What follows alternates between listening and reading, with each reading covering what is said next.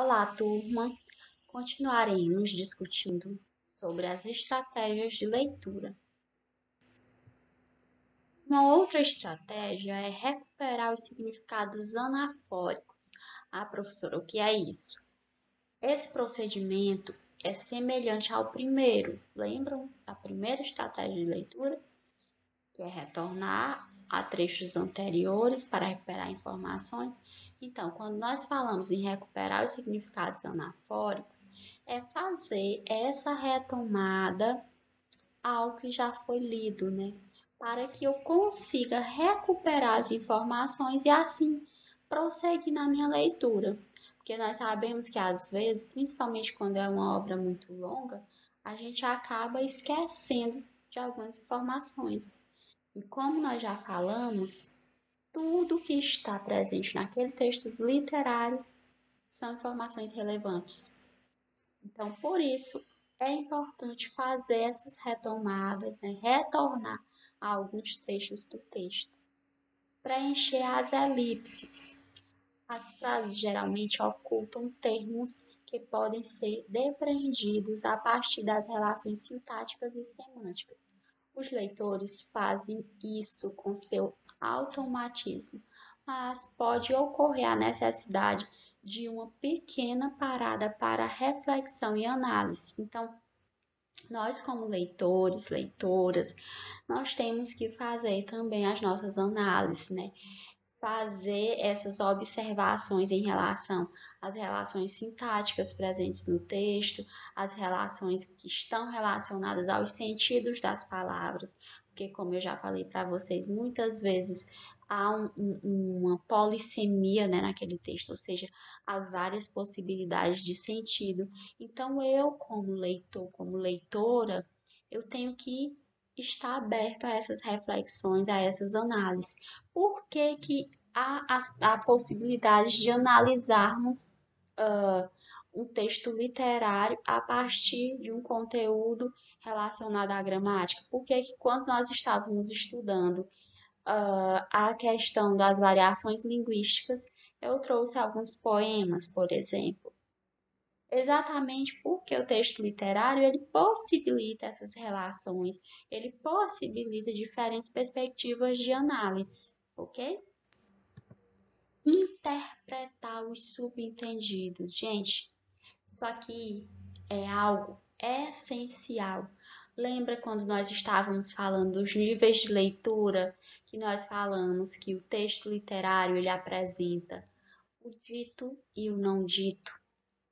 Então, o não dito é exatamente aquilo que fica subentendido, é os elementos que estão implícitos, que estão escondidinhos ali. E aí a gente precisa ter um olhar mais aguçado, parar para interpretar, para conseguir perceber esses elementos. Aqui tem um exemplo em relação à obra Dom Casmurro, né?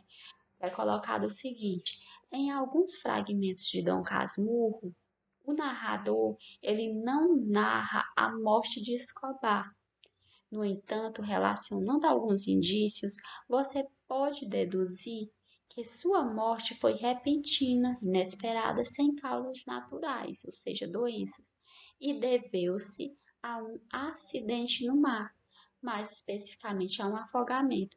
Então, o subentendido é exatamente buscar esses elementos que não estão literalmente presentes no texto, não estão ali de forma explícita, mas através da nosso conhecimento de mundo, da nossa capacidade de análise do texto literário, nós conseguimos chegar, né, a esse não dito, né, ao que o autor quis dizer para nós através daquele texto.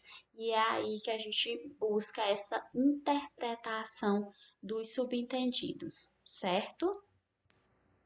Identificar índices e fazer previsões, ou seja, fazer antecipações.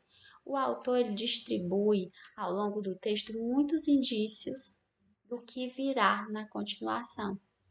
Vocês já leram obras em que, por exemplo, muitas vezes é no fim de cada capítulo, o autor deixa uma pista, né?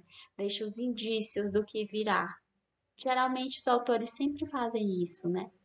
Essa estratégia de leitura não é um simples jogo de adivinhação, e os leitores não são obrigados a acertar. Com frequência não acertam, mesmo assim é uma estratégia essencial para a compreensão mais aguda do texto e para a fruição mais intensa. Nas novelas policiais, por exemplo, os autores costumam semear índices que levam o leitor a errar em suas previsões. E é isso que torna a leitura tão interessante.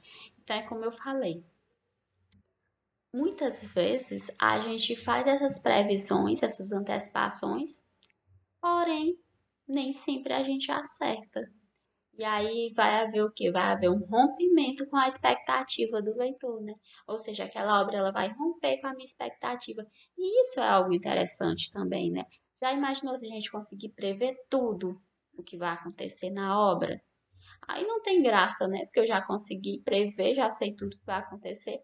Então, o interessante também é isso, né? Quando a obra ela vai romper com os meus horizontes de expectativas. Essa foi a referência utilizada e um abraço a todos e todas.